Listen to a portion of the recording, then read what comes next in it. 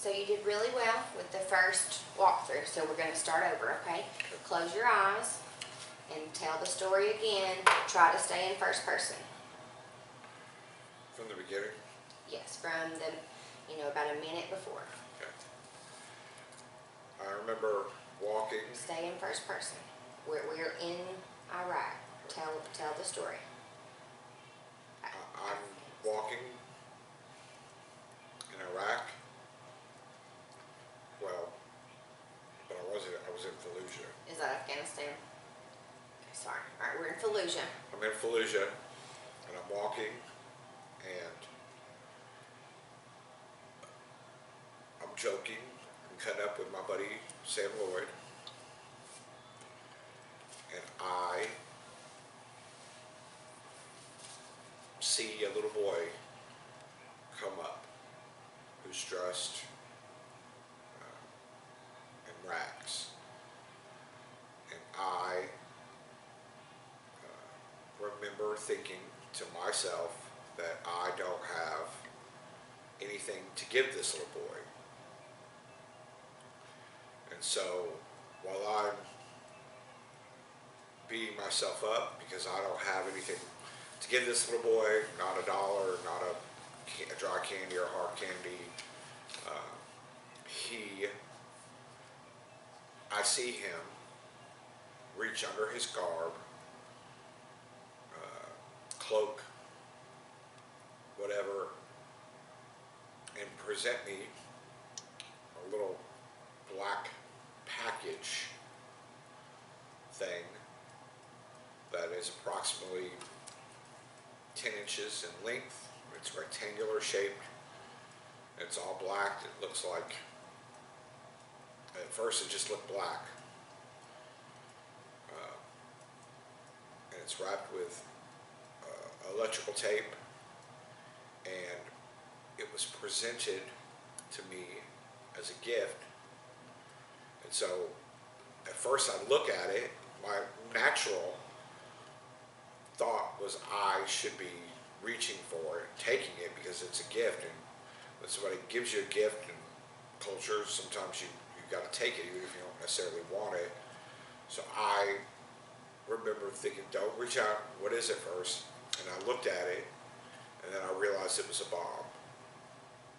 And so much, I remember so much going through my head. I remember thinking, should I shoot this kid?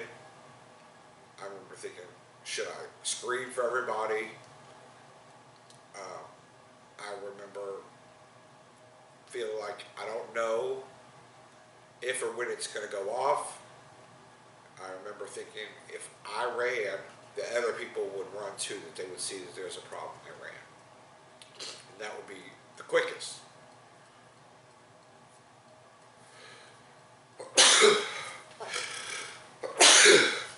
Thank you. So I remember turning around and running. I remember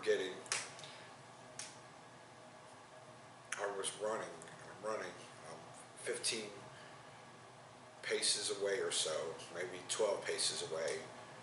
I'm running, and then I feel, boom, like a blast of energy kind of push me down.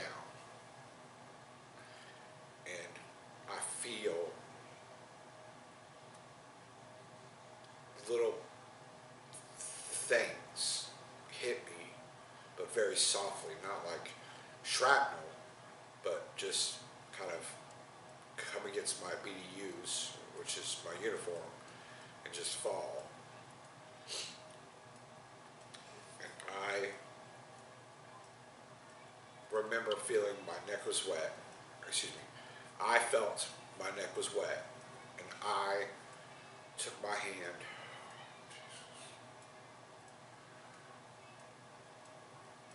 What's your distress? 70.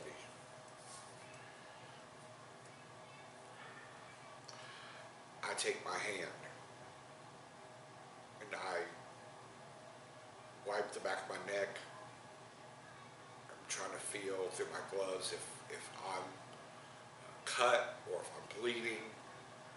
looking for some, I'm looking for some irregularity in my skin or some pain in my skin when I rub my neck. And I rub my neck, and I look at my hand, and there's blood, but not enough blood to be my blood, really. Or I remember thinking, oh good, thank God that it's not my blood. And I am thinking, that's, I hate that kid died, but it's his, it's on him. I kind of get on my hands and knees, and I turn around, and I see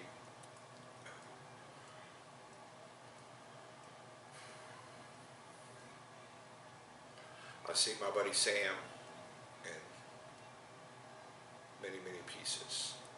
And I see a torso, and I see just bits all over the place. And I know that the torso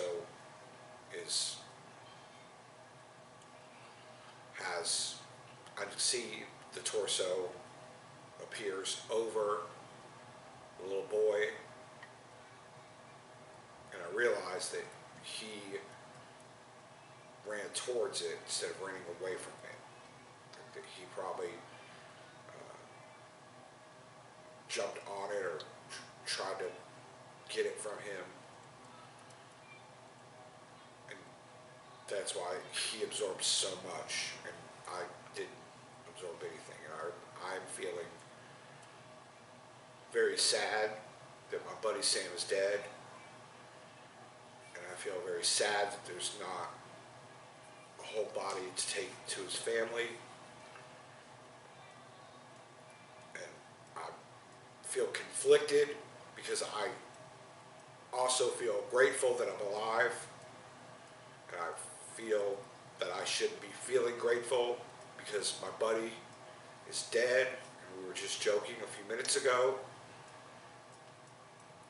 And I feel very angry that the Corps did not prepare us for little children coming up with bombs.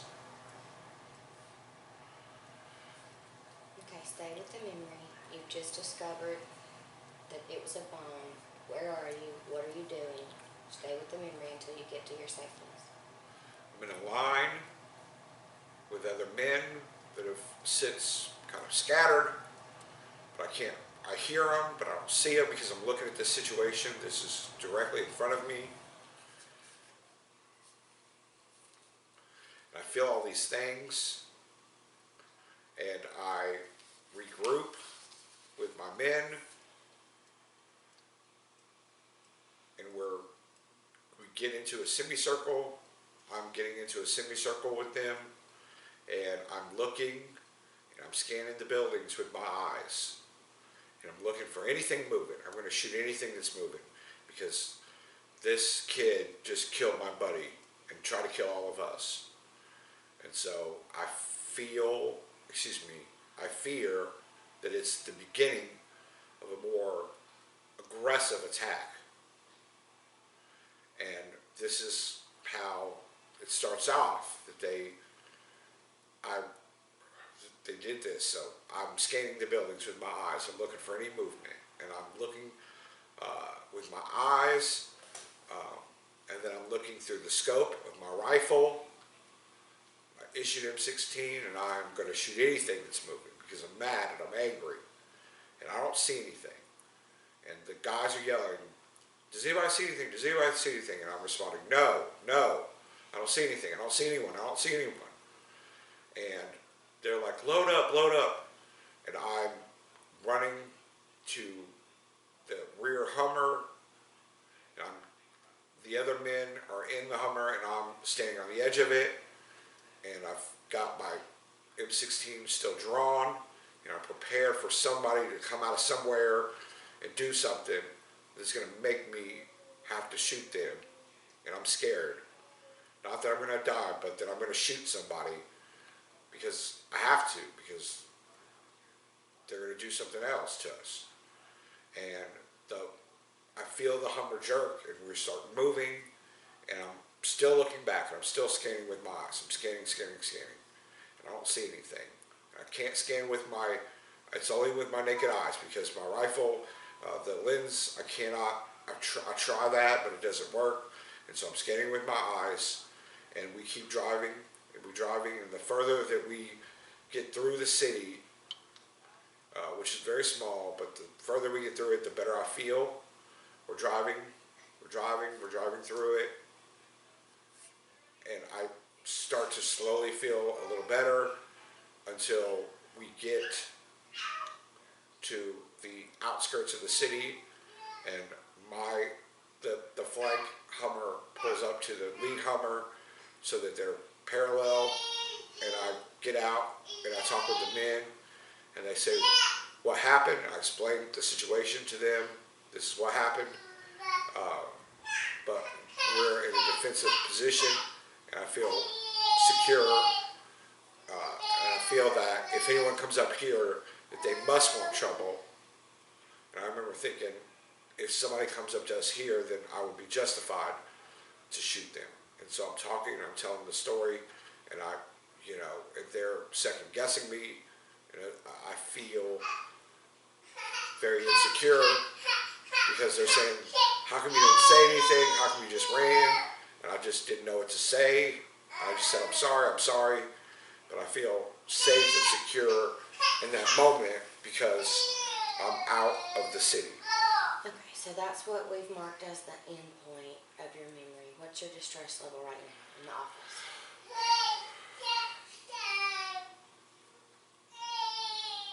Right at the end of we're at the end. Right now. Right now. My personal distress level. Right now, yes. Just give me the instant number right 60. now. Good. Okay, we're going to do it again. Okay?